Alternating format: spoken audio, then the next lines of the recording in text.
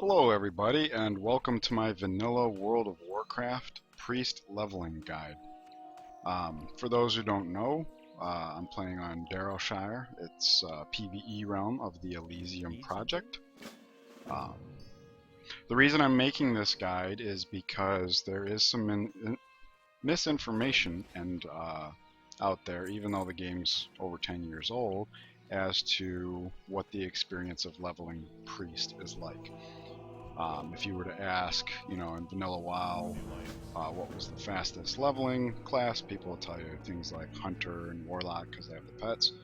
And maybe they are faster than Priest, but a lot of them will neglect to mention Priest. And I've even seen some that talk about Priest that don't really talk about how efficient they are. A Shadow Priest is a very efficient way to level because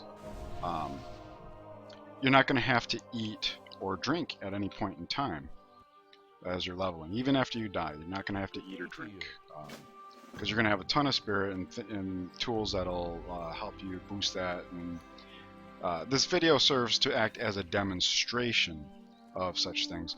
So then the question is, well, you're only level 1, like what could I possibly learn here? And I think that's a great question. But there is a technique, an idea that's going to be pretty much prevalent throughout your entire leveling experience that you can actually get a grasp on right here, right now at level 1. At level 1, all you have is smite. So the idea is you cast a few smites, you take your opponent down pretty quickly actually. And okay, so look at that. We used half of our mana to do that. So if I go to pull again, okay, he resists, and now we're going to have to cast 4. And look at our mana. We're pretty much out of mana at this point. That's not a sustainable model. So what can we do about that? Well, first you need to understand how casting and regen and spirit works in World of Warcraft. Basically, you're constantly, right now out of combat, we're going to be regenerating health and mana. When we're in combat, health regeneration stops unless you're a troll. Mana regeneration begins after 5 seconds of no spell casting. So the idea is you want to do all your spell casting together clumped in a pocket, and that way when you're done casting, your mana will regen.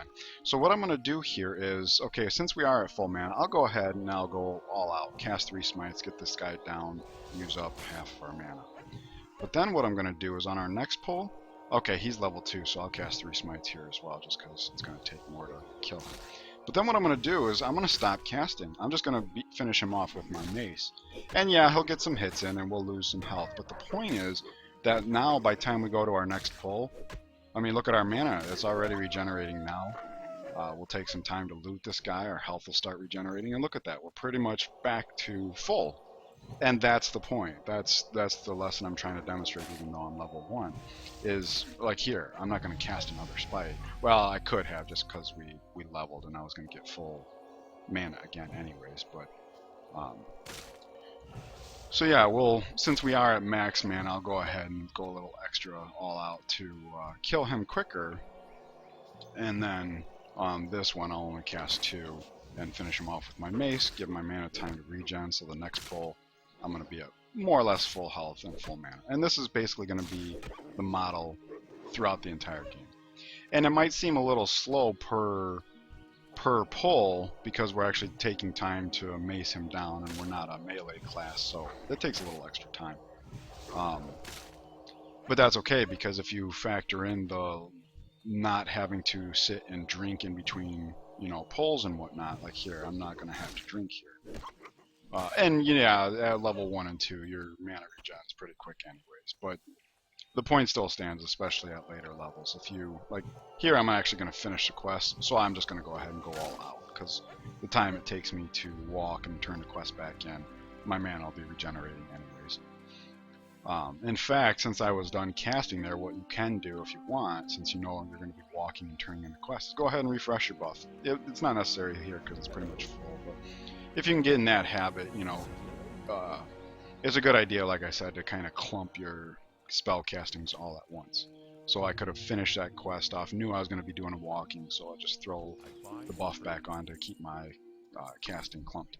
And before I end this segment, since all my stuff got sold automatically, I did want to just go ahead and bring the screen up so that you can see what particular add-ons I'm using. I have Atlas Loot and Atlas Loot Atlas disabled just because when they're enabled, my item compare window doesn't behave properly, and I just don't run instances often enough to need that. And you can turn these on and off in game. But Questy, I just recently installed that. It's very helpful. I'm a long-term veteran at questing in World of Warcraft.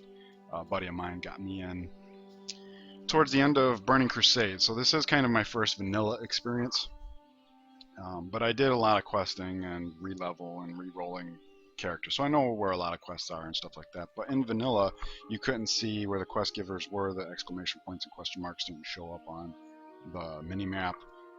So I have that for that, and automate is very handy. You know, you can see some of these are dependencies for the other ones, but like cartographer. Why did I get cartographer? I forget. Oh yeah, because I didn't have any other way to display coordinates, and I don't like having to bring up my map to display my coordinates, but making it somewhat, you know, see-through, I can kind of walk and stuff. But that'll do it for this segment, and I'll record another segment as I get more tools other than just smite, so you can see how pulling and fighting looks differently as you have more tools, and we'll get into talent points later once we get into those. Okay, welcome back. It is now level 4, and because of that we've been trained in Shadow Word Pain. Now this changes the game a little bit. Let's compare the two spells that we have now to get an idea. You can see Shadow Word Pain does 30 damage but over 18 seconds, so it's a damage over time, or other words dot. Whereas our smite only did on average 15. So Shadow Word Pain is going to do double damage. And look at their cost, 25 mana versus 20 mana. So for about the same amount of mana, about 25% more mana, it's going to do double the damage. Now obviously that's going to be more efficient. Also, it's an instant cast as opposed to a cast time, so it's going to be a quality of life improvement, being able to just hit the button and keep on doing whatever we're doing. Now it should be noted that Shadow Word Pain does not do damage instantaneously, so if you're competing for mobs against other players, simply casting Shadow Word Pain just because it's a dot isn't going to guarantee that that's going to be tagged as your mob. So keep in mind, if you are doing that and it turns gray, don't bother wasting your mana casting more stuff. But for this reason, we now can use Shadow Word Pain to pull right away.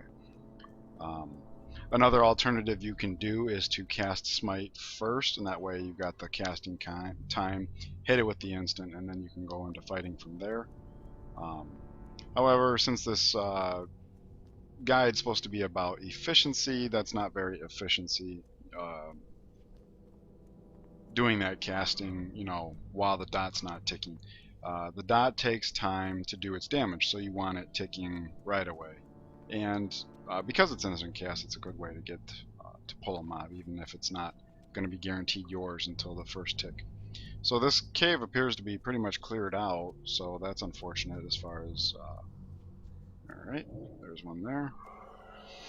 And I'm still going to cast maybe 2 smites, 3... You know, 2's fine, because now we've got a dot and our mace beaten on it, so even though it looks like he's got so much health, he's going to be going down quicker than if we would have just mace. And it's the same thing as before, because we lost health and we've got... oh, that's another thing I forgot to mention. Here's another thing having a dot is useful for. We can pull multiple mobs now.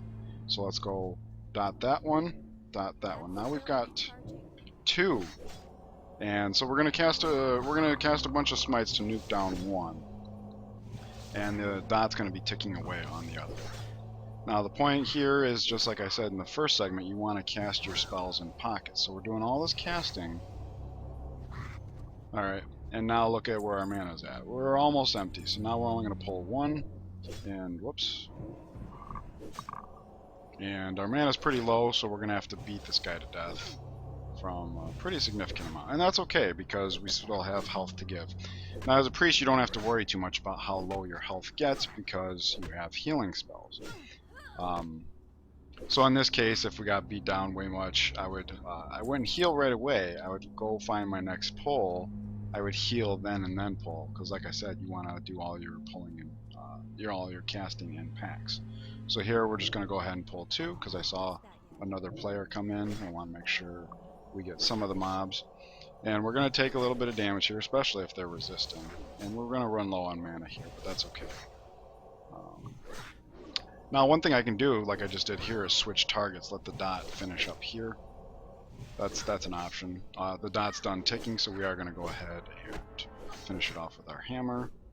And it looks like we're, in the process of dying, but it's not, because we are regenerating mana. Okay, he kind of helped out, which he didn't need to do.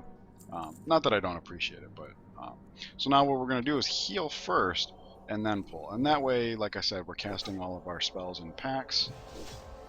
We're just going to do him down to half health to give our mana a chance to regen. We do have another player here who might be competing for pulls, so what I might do here... Okay, I was going to run in and tag that one, but there's no need. And as you can see, they're not doing much damage. They kind of are when we pull 2, but because we have healing spells at our disposal, that's not a problem. Also on my healing bar, you see I've got 2 different versions of lesser heal. And that's because you don't ever want to overheal, because that's a waste of mana. This is all about efficiency. I'll let him have the near one. In fact, we'll go ahead and pull 2 this way. So anyways, I've got the both on my heal bar just so I can choose the smaller of the 2 when I don't need. See, I'm leaving this one at somewhat health and going to cast to this one just because the dot will finish him off. And now we'll go ahead and just beat this guy down, give our mana a chance to regen. And before the next pull, I'll do a little heal maybe just to clump all the spell casting for mana. Because right now, since I'm not casting, the mana is continuing to regen, which is, if I had healed right after the fight, that'd be another 5-second delay in my mana regen. So I'm going to pull 2 here, just because we do have another person running around here with us. And because I want to demonstrate on the video like how, when I say it's efficient to level as priest, this is one example. Now if you're a warlock, obviously you've got dots there and a pet, so being able to pull 2 mobs isn't like exclusive to priest, but the fact that we do have heals makes it a lot easier, especially once we get power with shield, but that's kind of getting ahead of ourselves. But anyways, I just wanted to show you don't have to be afraid of losing some health. You don't want to die, but as long as you're not going to die, we'll just go ahead and heal now. And by waiting to heal, my mana basically went to full, and that gives me a little extra mana to play with here. We will go ahead and nuke him down. Not all the way, because we do have a dot ticking in our club. So, yeah, I just wanted to give a demonstration of what it looks like. There's no set rules is the point I was trying to make in this segment.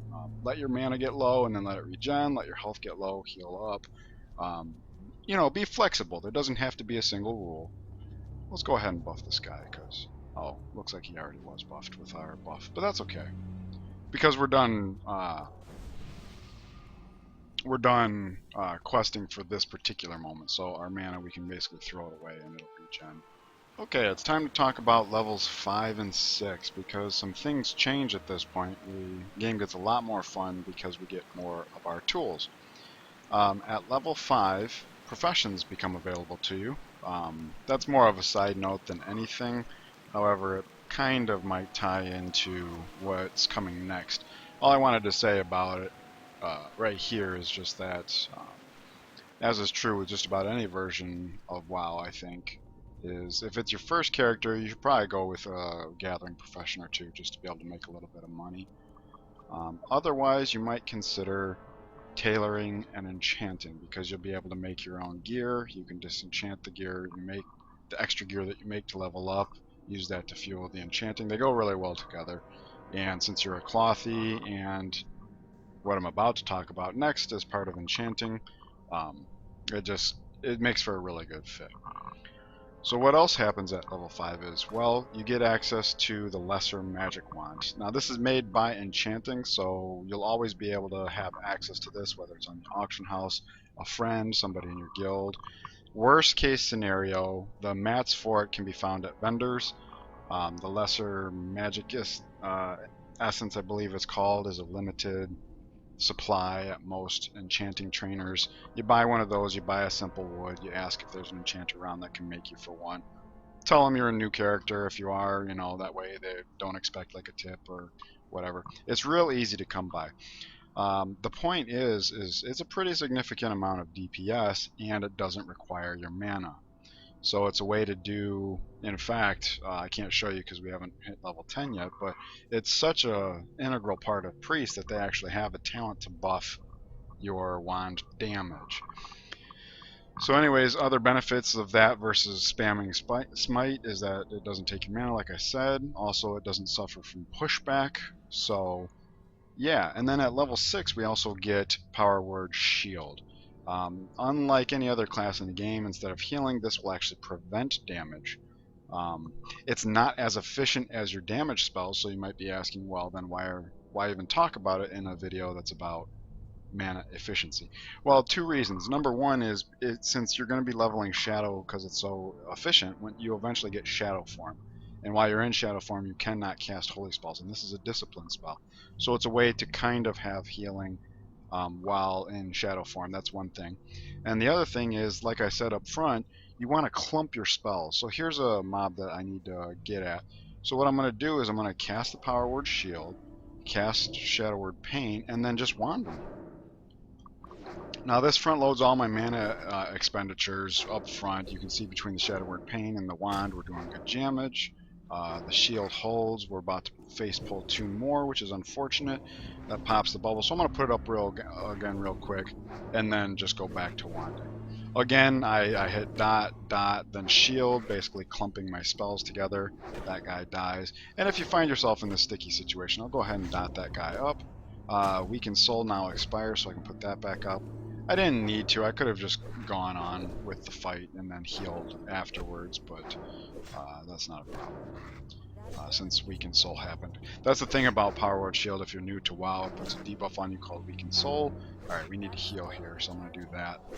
I'm going to cast, and since I'm in the middle of casting, I'll go ahead and put the bubble up, go ahead and dot another mob. Not that we needed to, but again, the whole point is to clump all your castings together. And it looks like there's other people fighting here, so this way we get the mob.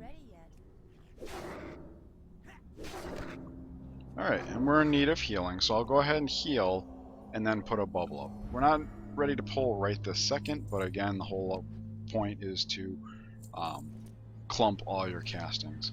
And that little accidental face pull, because I was babbling my mouth and a bunch of mobs respawned, is a really good example of why Priest is such an efficient leveler. I mean, there was a point where I kind of came near dying, but basically because I was clumping my spells together and kept a cool head about me, I survived no problem.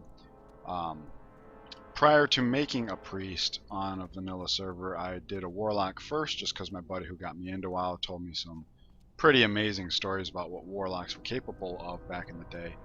And I don't think I was quite doing it correctly, but my survivability, yeah, I could take on 2 mobs at once with my Voidwalker, but I did my share of drinking, and then I partied up with a mage, so I was like, oh yeah, I used to love mage. It was in fact my first 70 when I started in Burning Crusade.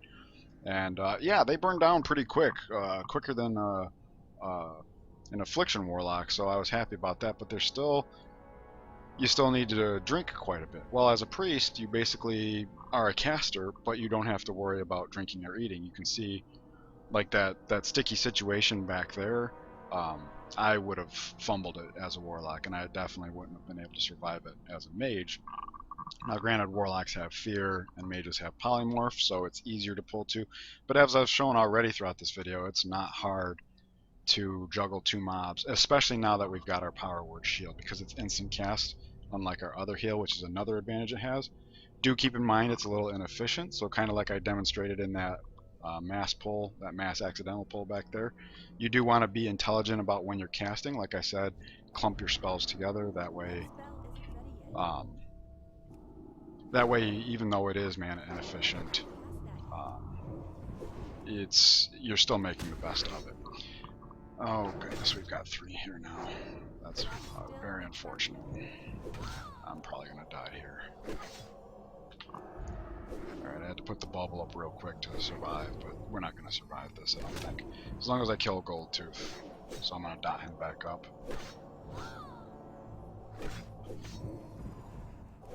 Alright, he's running now, so that's good. We're out of mana now, but since we have the wand, and that guy's already died, I'll go ahead and finish him off, hopefully. There we go. Alright. And we actually survived that. That's amazing. Alright. I put a dot on him just to kill him quicker. It interrupts our mana regen, which is a bad idea, but that was a really, really sticky situation. But I am kind of glad it occurred on camera, because it goes to show you exactly. I mean, that was 3 mobs, and Goldtooth is a named mob. He's a little tougher. Granted, he does have a run mechanic, but I played it really well. I healed when I needed to. Yeah, I blew through all my mana because I had to rebubble a couple times, but as you can see, it did everything that I needed to. And as a mage, as a warlock, I definitely would have died there. I mean, look at all these skeletons here. Many people have died here, and that was worst case scenario. It's not uncommon to pull Goldtooth with one ad, but to have another one respawn like right on top of you while you're doing that, that's not the norm. And as you can see, I healed, and even after it was done, I was still at half mana and like 2/3 health, so I could have kept going instead of just, you know, flapping my jaw to let you guys know what's going on. But yeah, and this is part of the reason why you bubble up first and then Shadow Word Pain. That way the mana can start regen. So at times like this, that guy, I got an ad, no problem. I just take a step back, dot him, and continue about what I was doing. Now, the one downside about using wands is notice how every time my wand strikes, I'm actually triggering the global cooldown. Because of that, I almost died in that fight with Goldtooth and 2 ads. Alright, new guy spawning, so I'm going to heal up first, then bubble, then dot him, then wand. Again, to clump up all your spells, get that mana regening going as quickly, as soon as possible so that you can keep on going. So yeah, when you're wanding, the global cooldown is triggered, which prevents you from casting other spells and whatnot. So yeah, something to keep in mind, because like the Goldtooth pull, I almost died as a result. Alright. Because I needed to heal, and the wand triggering the global cooldown almost prevented me from being able to heal. So it's just something to keep in mind. If you're mindful of it, it's more or less not going to be a problem. Also, I'm playing as a human, so at level 10, I believe it is, I'll get a... that's another thing I probably should have mentioned about priests, is it's the only class that actually has a racial beyond its race racials.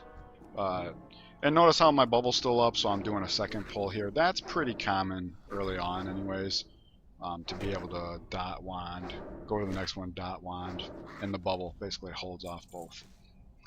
But anyways, priest is the one class that has an additional racial in addition to the actual race racials. I'm going to pull 2 here just because I can. And humans get something called Desperate Prayer. It's basically like a spell. It's on a 10-minute cooldown, and it's kind of like a healing potion. It's a pretty big heal, instant cast.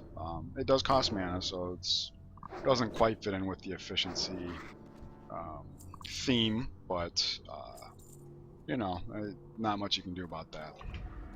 Not even going to bother healing, because we spirit healed, you know, a good 40% of what we were missing just for the next pull, and since we're bubbling first, and we're at the end of the tunnel, probably not going to have any new spawns ambush us.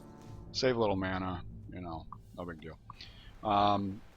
So that's pretty much it for this segment. The only other thing I wanted to point out concerning wands is that they do have a durability, and it will go down if you die. It will go down as I'm wanding here, so just keep that in mind. I actually have an add-on that does auto repair for me, so you know, that's not going to catch me by surprise, but it's something you do have to be aware of. So I just wanted to point that out before I ended up. So I'm really glad that we got into some sticky situations there, because I wanted to at one point show like a 2 or 3 pull, you know, And that one, the one with Goldtooth, I was actually convinced I was going to die. But because I'm a priest, I stuck with it and healed when I needed to. And I hope you noticed that when I was in that fight, I basically prioritized killing Goldtooth above the ads. Not just because I needed him for a quest, whereas the other ones are just garbage, but also because you want to focus fire down in a situation like that. You want to focus fire down one mob anyways, because then worst case scenario, if you got to heal or do some emergency stuff, you only got 2 people beating on you instead of 3, and that makes it helpful. And then again, focus fire down one, heal, put yourself back together, and then take on the last one. It's easier said than done, but you've seen a couple examples in this segment already that it's very possible and not that hard. We'll go ahead and throw up a bubble here before. And that's another nice thing about having these instant casts and wanding. Like, we just got ambushed. I wasn't expecting to get to a face pull there, and we were ready for the fight, and it's going like any other fight as a result. We still got some bubble left over here, so if we wanted to pull again, we could, no problem. So okay guys, we're level 10 now, and I think I'm gonna wrap up this section and maybe do this as a 2-part series or more, I don't know. It's getting to be a little longer than I wanted it to be, and I've already explained the basics pretty well. However, now that we're level 10, we have access to talent points, so I definitely wanted to include that before cutting this off. One thing of note is at level 8 we picked up Renew. It is a hot heal over time, kind of like the dot of Shadow Word Pain. If you do the math, it's about as mana efficient as Lesser Heal. They're pretty close, give or take. But it's not an instant, it's instant cast, but the healing comes over time. So you'll basically have to decide for yourself when to use the heal and when to use the hot. But just remember, clump your spells, that way your mana can regen, that's the whole point. So anyways, on to talents. Now you want to level as Shadow, and one of the reasons why Shadow Priests level so well is because of Spirit Tap. The first point would give you a 20% chance to gain a 100% bonus to your spirit after killing a target that yields experience. For the duration, your mana will regenerate at 50% rate while casting. So basically, your mana regen is going to continue while casting. After you exit combat, your spirit's going to get boosted 100%, so you heal more, your mana comes back faster. So basically, your resources regenerate in a more pronounced fashion, allowing you to do what you saw earlier in the video and keep on pulling, keep on pulling. Now herein lies the rub, though. Priests also have wand specialization, and that's very important. In fact, if you look at various other guides for vanilla priest, leveling them, some say go straight into wand specialization first, some say go into spirit tap first. Obviously you can see the merits of both. I've actually seen a couple sources saying alternate points, go one in one of them, then one in the other, and keep going back and forth until you have them both full, and then finish with Shadow. With the caveat that once you hit level 40, pay to respec, because Shadow form is too big of a buff to pass up, and then on levels 41 through 45 you put your points back into wand specialization. Now, which would I recommend you do? Well, in my experience, very limited as it may be, I've found that if you put your points into wand specialization, it's not until around level, 13, 14, where the technique I've been demonstrating this far starts to become not quite enough as far as like your mana regen and stuff like that. So the last priest I rolled, I got away with putting 4 points here before I felt I needed to put a point into Spirit Tap. Now keep in mind, the points you put into Spirit Tap only give you 20% of a chance. You need to have all 5 points in there for it to be every single kill gives you Spirit Tap. So keep that in mind, because if you did put 4 points in here and then you actually needed some extra mana regen, your next point going in here is going to be a 20% chance. So about once every 5 kills you're going to get that. And in my experience, if you're good at casting in clumps and keeping your survivability up and pulling one at a time, for the most part, sometimes you can't help but pull 2, and I've already demonstrated how to get through that with your resources well on track, so you don't have to eat or drink at least. So in my experience, going about 4 points into here and then starting in here was sufficient. But that's going to be up to you, your playstyle, what your experience is, where you're questing, how voracious you want to get, etc., etc. So that's going to be it for this video. The only thing I could think of off the top of my head of note is that in the last segment I forgot to mention that in addition to being able to use wands at level 6, we also got a new rank of Smite. And Smite does do a bit more DPS than the wand that you start off with at level 5. So if you need that extra DPS, by all means feel free to spam Smite for the difficult pulls or multiple pulls. Just keep in mind you will have a pushback and you will burn your mana a bit more. At level 10 you pick up Mind Blast. It hits harder than Smite, but it's significantly less mana efficient, so I would not use that on normal pulls at all. If you absolutely need to nuke something fast, then maybe turn to it, but it's got such a long cooldown, you're probably going to be better off spamming Smite a couple times anyways, but that's going to be up to you. I believe it's at level 12 you pick up Inner Fire, which is a buff that almost quadruples your armor. But it has 20 charges, and every time you get hit you lose a charge, so it can fall off. You want to keep that buff up. And it should be noted that while you have your power word shield up, hits you take will not take a charge off of Inner Fire. However, they will do damage as if you had the extra armor of Inner Fire. So it's kind of like the best of both worlds. So just keep that in mind. And like everything else I've been talking about in this video, if you need to reapply Inner Fire, or in this case power word Fortitude, just make sure you're clumping your spells together so that you get as much mana regen time as possible. So I hope you've enjoyed this. Like and subscribe. I do intend on doing more as far as like later game, like when Priest picks up Mind Flayer, for example, etc. But I just wanted to get this out there now so that other people who might be considering Priest can get the beginner information and actually see firsthand, like especially that Goldtooth fight. I'm really glad I was recording that, because like I said, I thought I was dead for sure, but it turned out to be a breeze. So hope you enjoyed it, and I look forward to putting out more. Please leave your comments below, and any feedback would be appreciated. Thank you so much. See you next time.